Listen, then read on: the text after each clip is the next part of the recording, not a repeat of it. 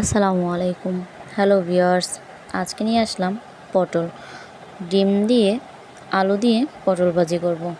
পটলটাকে ভালো করে পরিষ্কার করে কেটে কুচি কুচি করে নিলাম, তার সাথে আলুও কুচাই নিলাম। আর ডিম দিয়ে আজকে ভাজি করব। কড়াইতে তেল গরম করে পেঁয়াজ কুচি দিয়ে দিয়েছি। পেঁয়াজটাকে ভালোভাবে ভেজে নিয়ে ডিম দিয়ে দিলাম।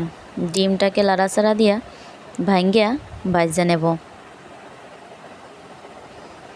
ভালো করে ভাজা শেষ করে এর ভিতরে লবণ দিয়ে দেব, তারপরে হলুদের গুঁড়ো দিয়ে দিলাম।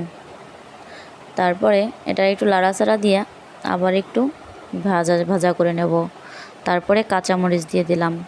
তারপরে এখানে কিছু কালো জিরা দেব। আমি প্রায় সবজি রান্না করলে কালো জিরা দিই। তারপরে এর ভিতরে সবজিটাকে দিয়ে দিলাম। তারপর একটু লাড়াচাড়া দিয়ে দেব। লাড়াচাড়া দিয়ে কিছুক্ষণ চুলায় রেখে নেব।